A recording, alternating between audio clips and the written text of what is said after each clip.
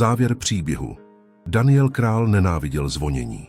Ne to obyčejné, ale to divoké, neplánované bušení, které narušovalo absolutní ticho jeho penthouseu ve 2358. Seděl u svého dubového stolu, osvětleného pouze monitorovacím systémem, který ukazoval zelené čáry globálního finančního trhu. Vůně ozónu a 25leté single malt whisky se mísila s chladnou sterilní atmosférou místa, které bylo jeho útočištěm i vězením. Daniel, generální ředitel společnosti Eteris Security, byl ve svých 38 letech známý tím, že dokázal vyřešit kybernetické hrozby na úrovni národních států, ale jeho fatální chyba byla jeho emocionální izolace. Neschopnost navázat skutečné lidské spojení. Lidé byli pro něj proměnné, ne duše. Bušení se opakovalo. Naléhavé, zoufalé, neorganizované. Nebyl to dospělý, kdo by bouchal, ale malé, hysterické ruce. Daniel se zamračil. Ignoroval to. To byl protokol. Potom hlas tenký jako led pod botou. Pane Král, prosím, pomozte nám, mami se bojí. Můžete nám opravit dveře? Daniel stuhl. Malá dívka, Tereza, bydlela o 3 dveře dál se svou matkou Eliškou, ženou, kterou Daniel viděl jen v letmých záblescích, vždy ustaranou, ale s nepoddajným držením těla. Vstal. Jeho drahé oblečení i po hodinách práce vypadalo bezchybně. Vstoupil na chodbu. Zvuk, který slyšel teď, nebyl jen křik. Byl to zvuk drásaného kovu a vrzajícího dřeva, smíchaný s tichým vzlikáním. Okamžitě jeho analytický mozek nahradil nechuť. Tohle nebyla banální údržba. Tohle byl incident. Otevřel své pancéřové dveře. V chodbě stála Tereska, 5letá v růžovém pyžamu z medvídky, třesoucí se tak silně, že její krátké vlasy poskakovaly. Plakala, ale ne hlučně, dusila pláč. Co se stalo, Teresko? Danielův hlas byl nízký, kontrolovaný, až příliš kontrolovaný. Dívka ukázala na dveře bytu 303. Dveře byly pootevřené. Nejen neuzamčené, ale zjevně násilně vypáčené. Zámek byl rozbitý, kov se roztrhl od dřeva a visel na kusu rozštěpeného dubu. Uvnitř Eliška stála zády k chodbě, držela dceru těsně u sebe. Neměla sílu otočit se, jen se opírala o poškozený rám. Z pachu v chodbě směs železa, staré omítky a tekutého pronikavého strachu Daniel pochopil. Tohle byl čerstvý akutní konflikt. Dobrý večer, pane králi, Eliška zašeptala. Její hlas byl plochý, vyčerpaný. Je mi to líto, on byl tady. Mysleli jsme, že odešel, ale vrátil se. Zkoušel se dostat dovnitř, vyplácel zámek. Danielovi se zúžily oči. On. Znamenalo to ex-partner, problém, osobní drama. Přesně to, čemu se Daniel celý život vyhýbal. Jste v bezpečí, zůstaňte za rámem, přikázal. Neptal se, co se stalo, neptal se, kdo to byl. Zaměřil se na problém. Dveře. Poklekl a prohlédl poškození. Byl to profesionální, ale spěšný pokus o vloupání. Hlavní závora byla zničená, ale sekundární zámek, levný řetízek. Eliška zřejmě rychle nasadila, což útočníka na poslední chvíli odradilo, protože se musel zaleknout hluku. Potřebujeme zabezpečení, řekl Daniel. Vytáhl satelitní telefon, standardní vybavení, i když šel k sousedům, a stiskl číslo. Volám policii, ale to potrvá. Už jsem volala, Eliška řekla. Její ruka byla bílá, jak pevně držela dceru. Říkali 45 minut, možná hodinu, kvůli špičce hlášení. 45 minut. Daniel si spočítal riziko. Dveře nemohly zůstat takhle, byly jen symbolické, kdokoliv to udělal, mohl se vrátit. Dobře, policie je na cestě, teď musíme zajistit perimetr. Daniel se otočil k Teresce. Teresko, je mi líto, že musím vidět tvé dveře takhle. Teď potřebuji jít do mého bytu pro nějaké nástroje. Budeš hodná a pomůžeš mamince držet dveře? Tereska přikývla. Její úzkost se na chvíli změnila v dychtivou poslušnost. Daniel se vrátil do svého bytu, ignoroval nepořádek, který vytvořil ve své dokonalé rutině. V zadní místnosti, kam by se žádný host nikdy nepodíval, měl sklad pro krizové vybavení. Vytáhl těžkou sadu nástrojů, svazek ocelových plátů a profesionální hydraulickou podpěru. Zabalil to všechno do černé brašny Eteris. Když se vrátil, Eliška se ho snažila zastavit. Pane králi, nemůžete to udělat, je půlnoc, jsem specialista na zabezpečení. Dveře jsou prioritou. Navíc nemám rád nepořádek ve svém patře. Odsekl. Jeho způsob komunikace byl suchý a odtažitý, i když jí právě nabízel záchranu. Byla to jeho obrana proti emocionální blízkosti. Položil brašnu na podlahu. Kovový zvuk nářadí odrazil ticho chodby. Potřebuji, abyste se i s Terezou stáhli do obýváku. Co nejdále od oken, Daniel řekl. Musím odstranit to poškozené dřevo a nainstalovat provizorní zesílení. Budou třísky. Eliška se podívala do jeho chladných, soustředěných očí. Bylo v nich něco, co jí dodalo podivnou důvěru. Ne laskavost, ale naprostá kompetence. Děkuji, řekla. Slovo bylo pouhým dechem. Daniel se zavrtal do práce, vytáhl nůž a začal pečlivě odstraňovat roztříštěné dřevo kolem závory. Textura byla hrubá, suchá, plná let. Zevnitř, slabě, slyšel tlumený zvuk televizního šumu, který Eliška pustila, aby přehlušila ticho a strach Teresky. Daniel pracoval s přesností chirurga. Nebyla to jeho první oprava zámku. Během cvičení armádní bezpečnosti se naučil provizorní zesílení pod těžkou palbou. Tohle byl luxus. Použil ocelové pláty, které připevnil k rámu pomocí speciálních šroubů, které vyžadovaly minimální hloubku, ale poskytovaly maximální držení. Byla to rychlá, účinná a hlavně dočasná oprava. Věděl, že to nevydrží těžké páčení, ale stíží to rychlé vniknutí.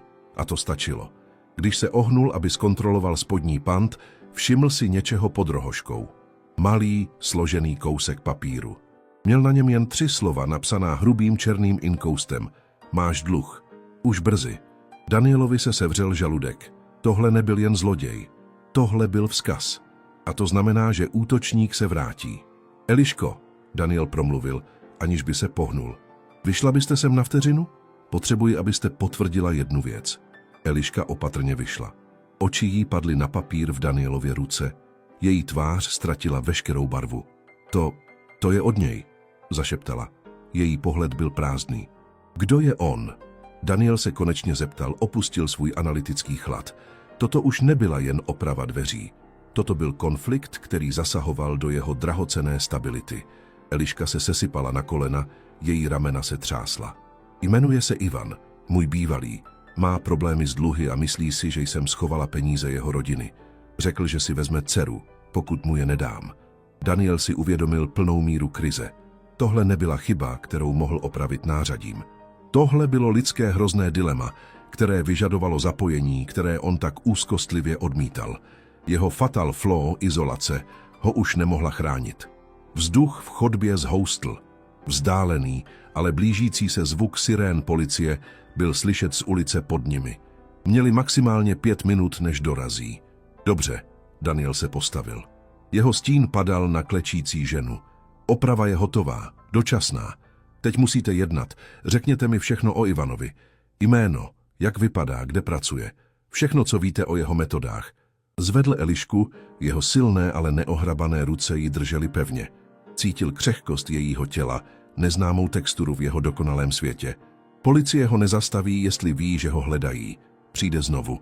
A tentokrát v průběhu 2. aktu musíme zajistit, že bude čekat na něco, co nečeká. Daniel jí podal ocelový plát. To je klíč. Uchovávejte to v bezpečí. Nastala krátká tísnivá pauza, přerušovaná blížícím se vytím sirén. Ještě jednou děkuji, pane králi, řekla Eliška. Daniel Král jen přikývl, jeho mozek už spřádal plány. Tohle byla složitá operace a on ji musel řídit. Navzdory jeho nechuti k osobnímu chaosu, teď už v tom byl až po uši. Policie dorazila. 2 unavení strážníci v tmavomodrých uniformách, kteří se na celý incident dívali jako na domácí spor přenesený do luxusního bytového komplexu. Daniel Král stál u dveří, ne jako svědek, ale jako majitel celého podlaží. Jeho přítomnost tichá, ale dominantní, měla nepopiratelný vliv.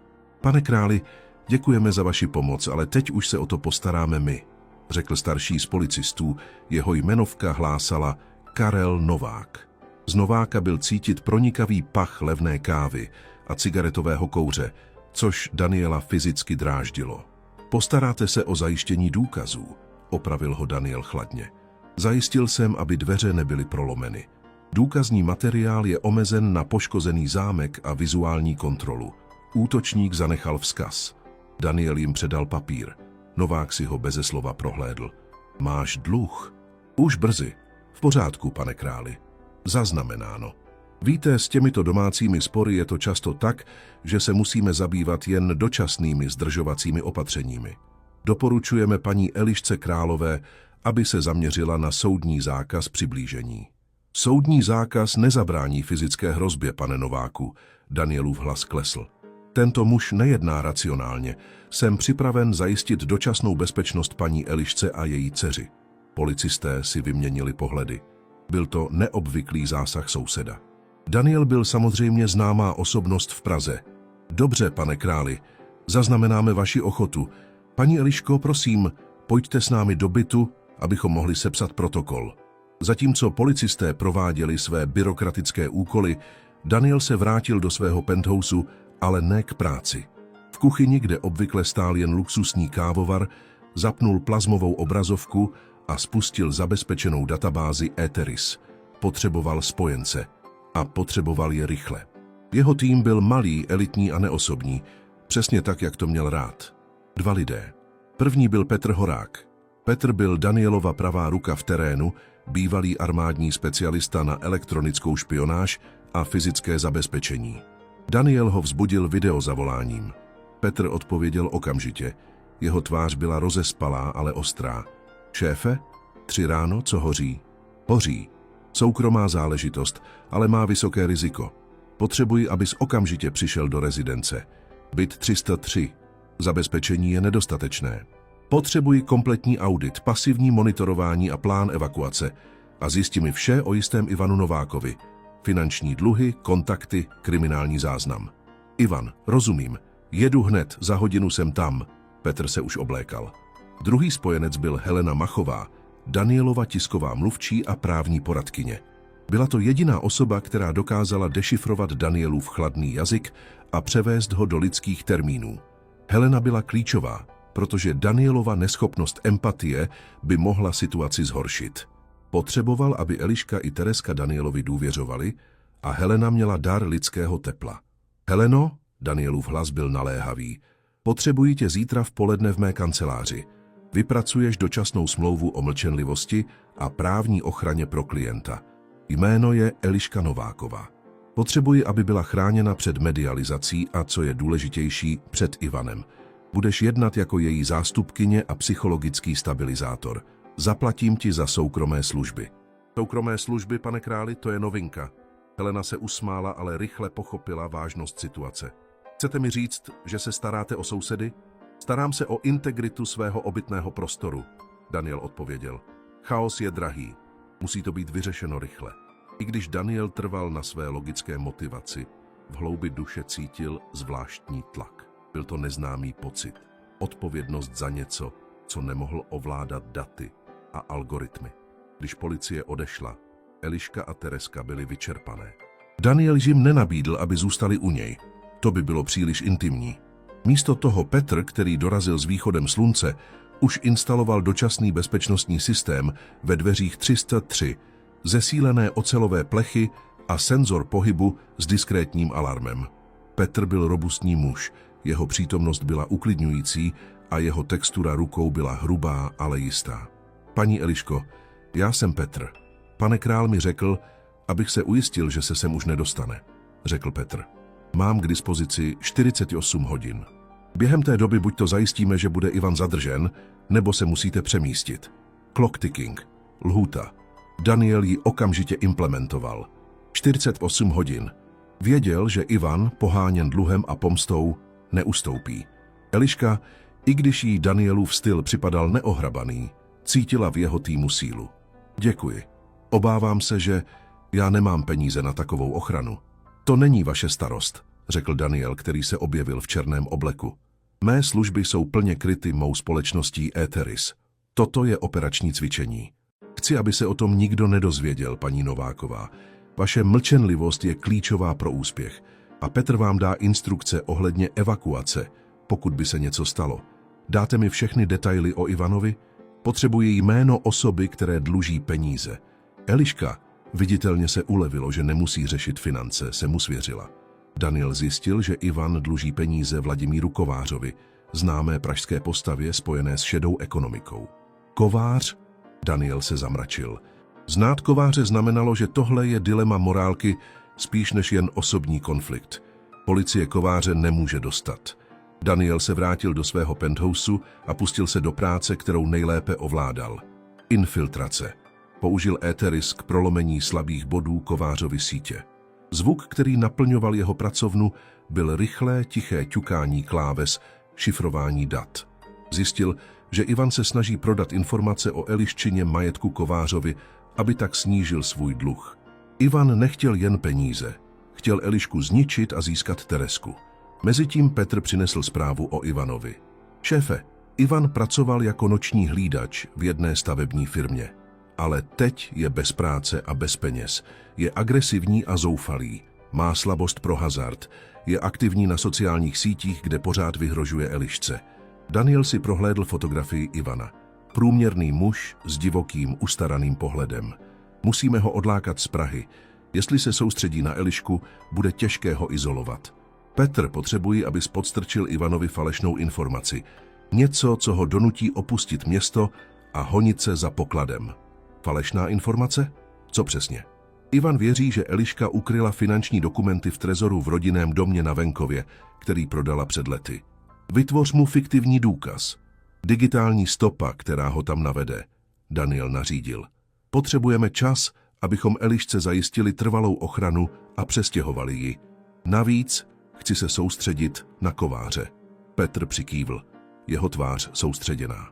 Daniel věděl, že klamání by mohlo být nebezpečné, pokud by Ivan pochopil, že ho vodí za nos. Ale zoufalí lidé dělají zoufalé chyby. Večer téhož dne Daniel stál v Eliščině obýváku, kde Tereska, už méně vystrašená, stavěla věž z kostek. Daniel se cítil trapně v neznámém prostředí. Cítil sladkou, mírnou vůni sušenek a teplo domova, kterému bylo cizí. Paní Nováková, můj tým právě aktivoval plán k odlákání Ivana, Daniel řekl. Máme 45 hodin do jeho plánovaného návratu. V pondělí musíte být pryč. Můj tým zajistí, že dům, do kterého se přestěhujete, bude plně zabezpečen a mimo dosah Ivana a kováře. Eliška se podívala na Teresku. A co já pro vás můžu udělat? Daniel zaváhal. Měl před sebou Elišku, která mu nabízela pomoc. Lidé jeho proměnné se najednou chtěli zapojit. Potřebuji, abyste mi poskytla přístup ke všem vašim starým bankovním účtům, cokoliv, co by mohlo kováře zajímat, řekl Daniel. A hlavně musíte mi slíbit, že nebudete riskovat. Ani jeden hovor, ani jeden e-mail Ivanovi. Musíme ho nechat věřit, že má vše pod kontrolou. Eliška souhlasila, cítila v Danielovi tichého ochránce, i když jeho chladná profesionalita byla nepopiratelná. Daniel se poprvé necítil jako generální ředitel, ale jako bodyguard. Byl to nečekaný a nepříjemný pocit, ale nutný.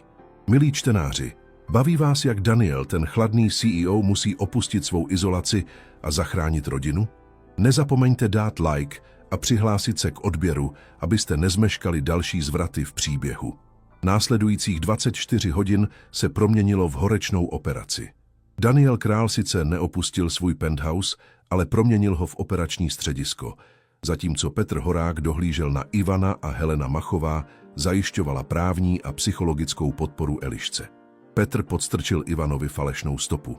Vytvořil fiktivní e-mailovou konverzaci mezi Eliškou a jejím bývalým právníkem, naznačující existenci starého trezoru v prodejné nemovitosti daleko za Prahou. Zpráva byla zašifrována přes Ivanův oblíbený online pokerový server, aby působila autenticky a náhodně. Daniel seděl u stolu. Před sebou měl složité digitální mapy, kde blikaly polohy Ivana a Petra. Z monitorů se ozýval měkký, rytmický bzukot serverů, uklidňující zvuk pro Daniela, ale kontrastující s vnitřním napětím. Ivan sedl na návnadu, hlásil Petr přes zabezpečenou linku. Opustil Prahu ve 4 ráno, jel na sever do Liberce. Vypadá to, že je zoufalý, prodává i osobní věci, aby zaplatil benzín. Udržuj vzdálenost. Musíme mu dát pocit, že se blíží ke kořisti. Náš primární cíl je kovář. Ivan je jen rušivý element, Daniel odpověděl. Daniel se soustředil na Vladimíra Kováře. Zjistil, že kovář byl velmi obezřetný, používal zastřené společnosti a šifrované komunikace. Nicméně Daniel byl generální ředitel přední kybernetické bezpečnostní firmy. Během dopoledne Helena strávila hodiny s Eliškou. Pane králi, Eliška je sice silná, ale má strach o Teresku, hlásila Helena. Ivan ví, že její největší slabinou je dcera. Musíme se ujistit, že Ivan nedostane možnost s ní mluvit. Zajišťuji to. Během evakuace Tereska nebude vědět, kam jdou a Ivanova komunikace je monitorována, Daniel řekl. Helena ale Daniela zarazila. Ještě něco, pane králi. Při procházení Eliščiných dokumentů jsem narazila na starý dopis od Ivanovy matky. Před několika lety Ivan a Eliška spolu vlastnili firmu, která zkrachovala. Ivanova rodina byla přesvědčena, že Eliška schovala firemní prostředky. Není to jen o dluhu u kováře. Je to o pomstě a rodinné cti. Ivanův motivační faktor je silnější, než jsme mysleli. Daniel ucítil nečekaný dotek textury na svém stole, když si bezděčně přejel prsty po chladném leštěném dubu. Tento případ byl stále komplikovanější. Byla to záležitost hluboké osobní zášti, nejen finanční transakce. Daniel potřeboval kováře usvědčit a dostat Ivana do vazby dříve, než se vrátí. Daniel se rozhodl pro agresivní strategii. Nechtěl kováře jen nahlásit, chtěl ho zdiskreditovat, aby kovář neměl dostatečnou sílu pronásledovat Elišku i po Ivanově pádu. Daniel se zaměřil na kovářovu největší investici, velký projekt vládní infrastruktury, kde Eteris Security prohrál tendr kvůli údajné korupci. Daniel našel důkazy. Kovářova síť využívala softwarové chyby v tendrovém systému k manipulaci nabídek. Daniel ale udělal chybu. Místo toho, aby důkazy předal úřadům, rozhodl se je použít jako páku. Chtěl kováře konfrontovat. V poledne Daniel opustil svůj byt, což byla pro něj vzácná událost. V doprovodu 2 bodyguardů Eteris, tiše a neviditelně, odjel do kovářovy kanceláře, sídlící v komerčním centru v Novém Městě.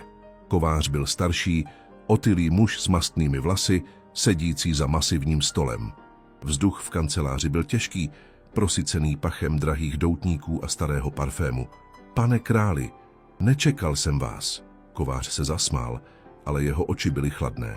Vaše bezpečnostní firma Eteris je nejlepší v zemi, ale co hledáte v mém skromném impériu? Nehledám, kováři, přišel jsem ti nabídnout dohodu. Daniel položil na stůl tablet, na kterém blikala data. Vím o vašem zapojení do manipulace tendru na Vltavský most. Vím o vašich bankovních převodech na offshoreové účty a vím, jak jste kryl dluh Ivana Nováka, výměnou za informace o jeho bývalé ženě. Kovář se přestal usmívat. Hraješ si s ohněm, králi. Máš miliardy. Proč se zajímáš o nějakého Nováka a jeho rodinné problémy? Mám rád pořádek. A Novák vytváří nepořádek v mém obytném komplexu. Stojí mi to čas a peníze. To skončí, Daniel řekl. Nabízím ti následující. Necháš Elišku Novákovou a její dceru na pokoji. Odpustíš Ivanovi dluh. Na oplátku, tyto informace nikdy neopustí Eteris. Mám 24 hodin na vaši odpověď. Kovář se opřel. V Danielově tváři nebyla žádná známka blufu. Danielova chladná, analytická aura byla děsivější než jakýkoliv hněv. A pokud nesouhlasím, Kovář se zeptal, pak zveřejním tato data. Zničí to váš projekt. A pokud se dotknete Elišky nebo Teresky, zveřejním data, která prokážou vaše zapojení do násilných trestných činů bez ohledu na následky, Daniel řekl. Byl to extrémní risk, vydírání. Daniel odešel a nechal kováře v tichu jeho kanceláře. To byla velká reverze. Daniel, který vždy striktně dodržoval pravidla, právě překročil hranici mezi ochranou a zločinem, aby ochránil rodinu, kterou sotva znal. Když se Daniel vrátil, Petr už na něj čekal v jeho obývacím pokoji. Šéfe, Ivanovi došlo, že trezor je prázdný. Otočil auto. Vrací se. Bude zpátky v Praze do 6 hodin a je velmi naštvaný, Petr hlásil. Jeho hlas byl napjatý. Danielovi se zúžily oči. Očekával jsem to. Změň evakuační plán. Eliška a Tereska musí být pryč ihned. Kontaktuj Helenu, aby je připravila k odjezdu. A ty, Petře, ty se postaráš o to, abys Ivana zdržel, jakmile vstoupí do budovy. Zadržet ho fyzicky? Pokud to bude nutné, ano, ale nechci, aby to vypadalo jako přímý únos. Použij cokoliv, co máš v arzenálu, aby se zdržel na dostatečnou dobu, než budou pryč. Začínáme nouzovou evakuaci. Máme jen 2 hodiny, než dorazí. Situace se eskalovala. Danielův plán B byl aktivován a on sám právě čelil důsledkům svého neuváženého činu, provokace Kováře. Kovářova odpověď přišla dříve, než Daniel čekal. Jeho zabezpečený systém Eteris najednou spustil alarm. Zpráva na obrazovce hlásala kompromitace systému, vnější útok. Kovář se nehodlal nechat vydírat. Daniel si uvědomil, že Kovář využívá svou rozsáhlou síť, aby Daniela zasáhl tam, kde to nejvíce bolí, v jeho digitálním impériu. Danielova izolace byla prolomena. A teď to platila i Eliška. Kovář si určitě ověřil, proč se Daniel tak zajímá o ženu. Danielova neopatrnost právě vystavila Elišku a Teresku ještě většímu nebezpečí. Danielova digitální citadela se otřásala pod náporem útoku. I když Kovář neměl Danielovi zdroje, měl motivaci a armádu najatých hackerů. Daniel sledoval, jak se jeho protokoly brání, ale ztráta kontroly nad klíčovými bezpečnostními prvky Eteris byla znepokojující. Hlasitý, přerušovaný zvuk varovného pípání zaplňoval penthouse a rušil Danielovu soustředěnost. Petře, odvolávám tě od Ivana, přikázal Daniel do mikrofonu. Kovář zaútočil na Eteris. Bude se snažit najít slabinu v mé infrastruktuře. Potřebuji tě okamžitě zpět v centrále. Elišku evakuuje Helena. Musí odjet hned, bez ohledu na Ivana. Rozumím, ale Ivan je 15 minut od budovy, šéfe. Jestli ho nechám, půjde rovnou za Eliškou. Petr namítal. Musíš mi věřit. Kovář je teď větší hrozba. Eliška a Tereska už jsou v Helenině autě. Jdi. Petr bez dalšího slova zavěsil. Daniel se vrhl do boje s kybernetickým útokem. Během minuty identifikoval vektor útoku. Kovář se snažil získat přístup k datům, které Daniel použil k vydírání. Eteris byl navržen tak, aby odolal národní špionáži, ale Kovář zjevně platil velmi dobře. Mezitím v Eliščině bytě Helena, elegantní a klidná, spěšně balila poslední tašku. Mami, kam jedeme? Tereska se ptala, v jejím hlase byl strach, i když se snažila být statečná. Jedeme na prázdniny, lásko. Musíme se schovat před zlým drakem, Helena řekla, zatímco Eliška jen přikývla, neschopná mluvit. Její kůže byla bledá a lepkavá studeným potem. Vystoupili z budovy zadním vchodem do černého SUV, které řídila Helena. Danielovy instrukce byly jasné. Ne do zabezpečeného domu, jak bylo plánováno, ale na bezpečné místo ve Slaném, kde Helena měla chatu. To bylo méně ideální, ale neplánovaná změna znamenala, že Kovář neměl čas sledovat jejich pohyb. Jen co opustili garáže, Ivan dorazil. Vjel do rezidenčního komplexu s divokou rychlostí, vystoupil ze svého starého auta a vběhl dovnitř. Cítil se zrazen, vyčerpaný a zuřivý. Ivan vrazil do dveří 303, očekával, že rozbitý zámek snadno povolí. Místo toho narazil na Petrem instalovaný ocelový plech. Dveře se ani nepohnuly. Eliško, vím, že jsi tam, dej mi Teresku. Vím, že jsi mě podvedla, Ivan křičel. Hlas se mu odrážel chodbami. Daniel slyšel Ivanův hněv přes interkom. Byl uprostřed kritického manévru, kdy se snažil izolovat Kovářova hackera. Každé zpoždění mohlo znamenat katastrofu pro jeho společnost. Ivan, zuřivý z neúspěchu, vzal z tašky páčidlo. Jeho frustrace mu poskytla ohromnou, nekontrolovanou sílu. Začal mlátit do dveří. Zvuk práskání kovu o kov byl nesnesitelný. V tu chvíli se Danielovi podařilo.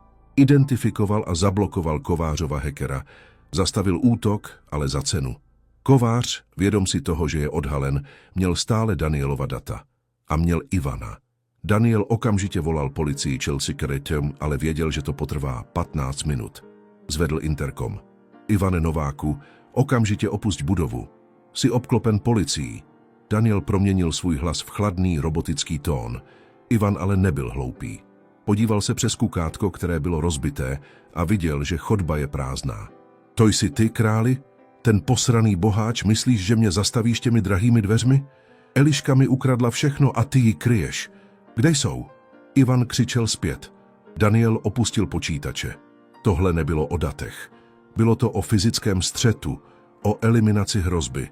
Věděl, že Ivan nezastaví, dokud nedostane to, co chce. A Daniel věděl, že nemůže riskovat, že ho Ivan uvidí. Daniel vzal Glock 19, legálně drženou zbraň, kterou nikdy nepoužil, vytáhl nůž a balistickou vestu. Než opustil byt, zavolal Elišce na Helenu telefon. Ivane, poslouchej mě, vím, že tam jsi.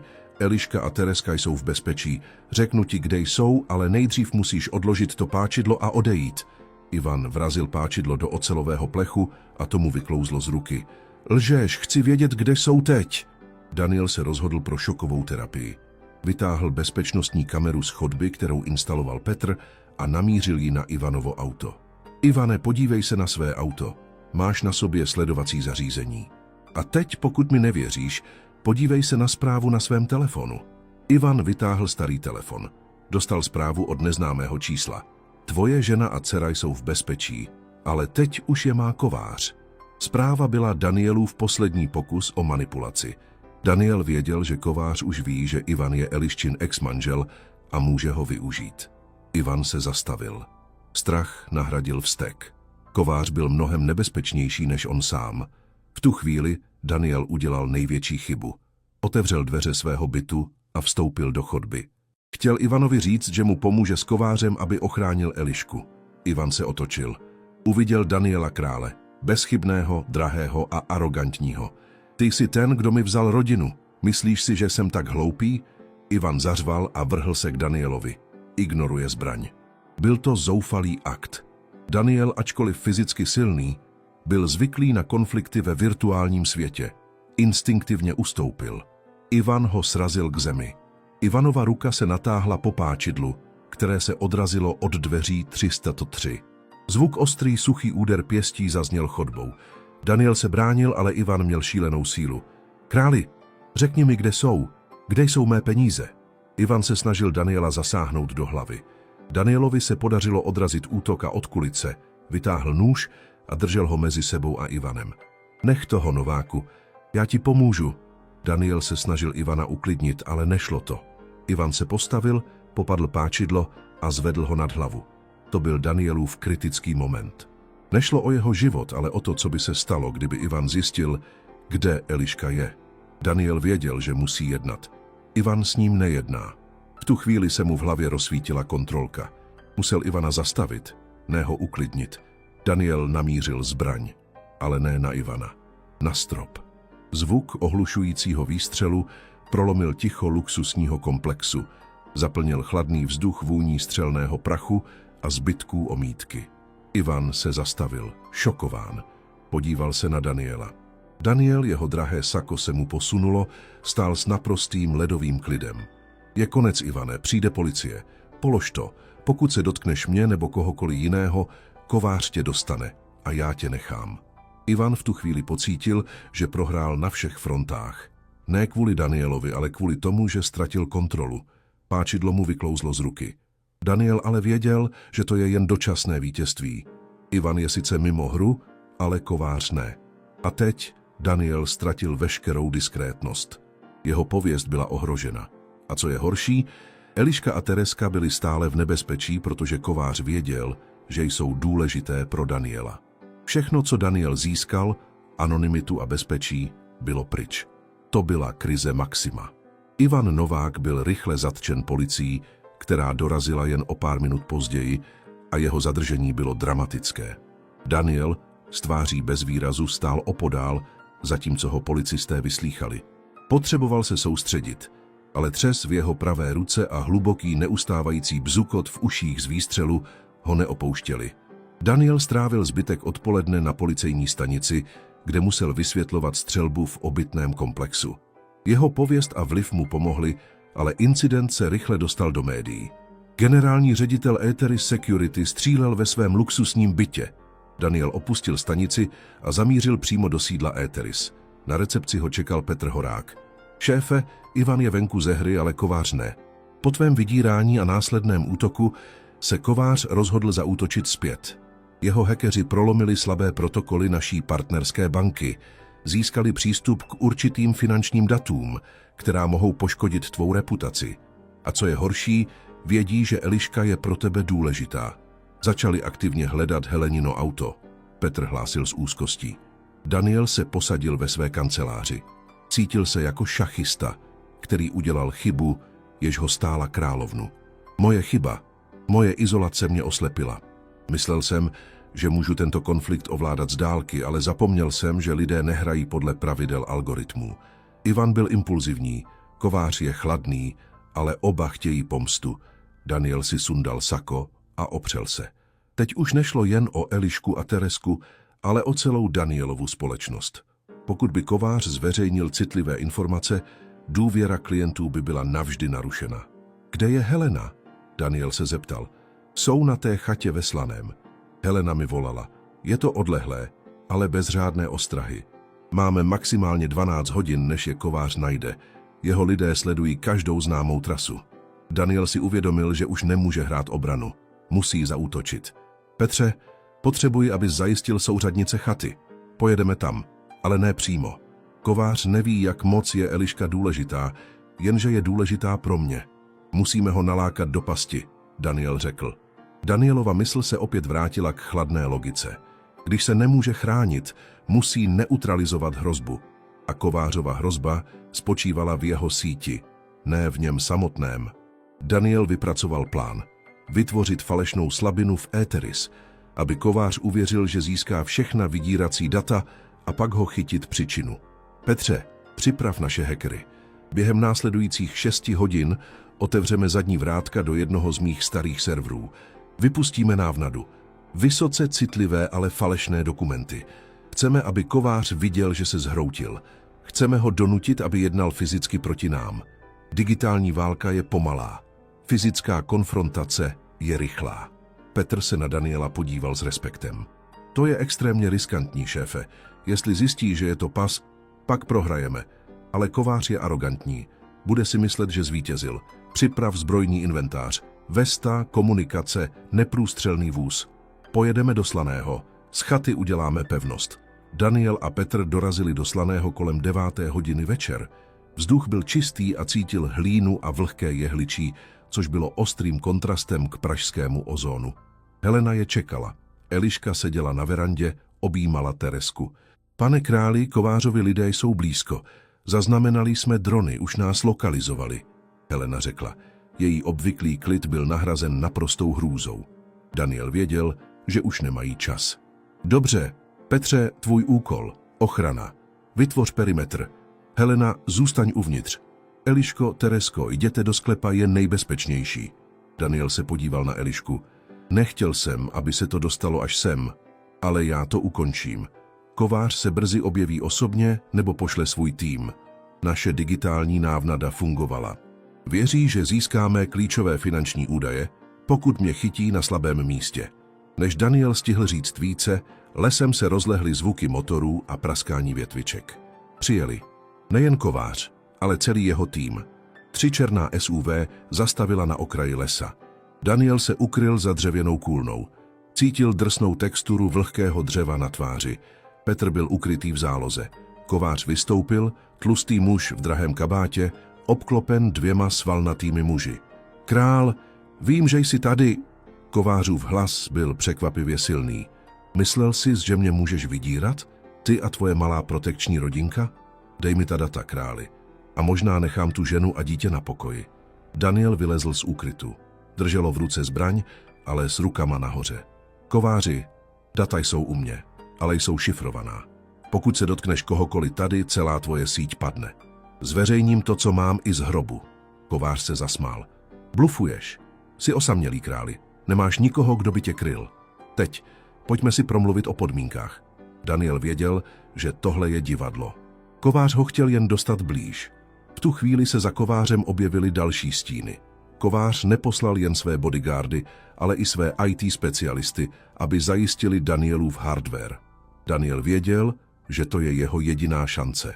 Kovářovi muži byli soustředěni na Daniela. Chyba, Kováři, nejsem sám, Daniel řekl. Z lesa vyběhl Petr, za ním 2 další zaměstnanci Eteris, které tajně přivezl. Byli to ti, kteří by měli být v centrále. Začal chaos. Daniel, cvičený v boji, se vrhl k Kovářovi.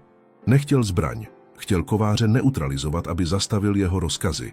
Daniel se dostal ke Kovářovi. Kovářovi bodyguardi ho zadrželi. Daniel cítil, jak mu tlak pěstí rozbíjí chránič hrudi. Byla to fyzická bolest, na kterou Daniel nebyl zvyklý. Ale Daniel se nenechal. Petr, který byl trénovaný, se vypořádal se 2 Kovářovými lidmi, zatímco Daniel, i když nemotorný v boji, využil moment překvapení. Popadl kováře za ruku a ohnul mu ji. Zastav útok, kováři. Hned, Daniel zuřivě přikázal. Kovář se nevzdával. Nikdy, zničíš mě, zničím tě taky. V tom momentě se ozval silný, šustivý zvuk pneumatik. Dorazili posily. Ale ne kovářovi. Byla to policie, kterou Daniel včas zavolal. Daniel, drže kováře v neohrabaném, ale pevném úchopu, cítil, jak se situace začíná lámat. Získal čas, který potřeboval. Polární záře policejních světel osvětlovala les. Policisté rychle obklíčili kovářův tým. Kovář, zadržený Danielem, zuřil, ale byl nucen kapitulovat. Danielovi bodyguardi, včetně Petra, zajistili zbývající členy kovářovy ochranky. Daniel pustil kováře, jeho dech byl rychlý a útržkovitý, ruce se mu stále třásly. Jeho oblek byl roztržený a potřísněný blátem. Poprvé za dlouhou dobu nevypadal bezchybně. Daniel se soustředil na policii. Pane Nováku, ten muž je Vladimír Kovář. Pokusil se o útok na mou osobu a mou společnost. Důkazy o jeho ilegálních operacích najdete v mém zabezpečeném cloudu. Předejte mi prosím zástupce z ÚOOZ. Budu spolupracovat. Policie, konfrontována s high-profile incidentem zahrnujícím miliardáře a známého podvodníka, jednala rychle. Eliška a Tereska vyšly ze sklepa. Tereska běžela přímo k Danielovi, i když byl špinavý a zjevně zraněný. Chytila ho za ruku. Daniel cítil jemnou, překvapivou texturu její malé dlaně. Opravil si i tu paní, co byla zlá? Tereska se zeptala s nevinnou upřímností. Daniel se poprvé za celou krizi usmál. Ne ten chladný, profesionální úsměv, ale skutečný, jemný. Ano, Teresko, opravil jsem to. Eliška stála opodál.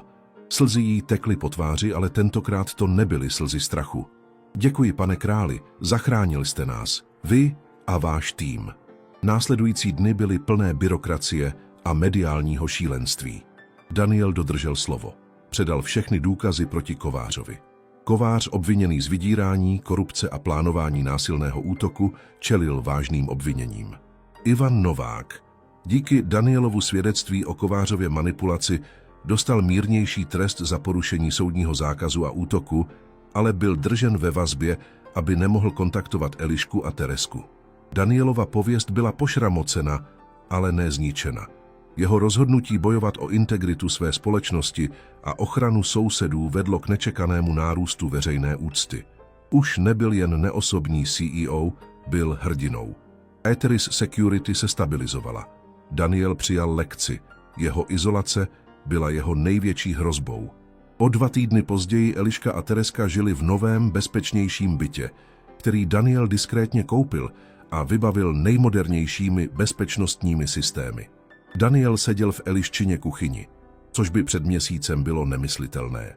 Eliška připravovala kávu, vůně čerstvě namleté kávy naplňovala vzduch. Máte volno, pane králi, nebo zase řešíte nějakou globální hrozbu? Eliška se zeptala s lehkým úsměvem. Mám volno, Daniel řekl. Musím podepsat nějaké papíry týkající se vašeho nového bytu. Ale přišel jsem se jen ujistit, že je vše v pořádku. Daniel si všiml, že na stěně visí nový dětský obrázek. Tereska namalovala jeho penthouse a jeho samotného, uprostřed obrázku, stál malý muž v obleku s velkým, zářivě žlutým klíčem. Tereska přiběhla. Pane král, ten drak už nepřijde, že ne? Už ne. Drak je pryč, Daniel odpověděl. Eliška se posadila naproti Danielovi. Proč jste to udělal, Danieli? Vím, že to nebylo jen o nepořádku. Riskoval jste všechno, abyste nás chránil. Daniel se podíval na Teresku, pak na Elišku. Potřebovala jste, aby někdo opravil dveře. Já jsem ten, kdo to umí.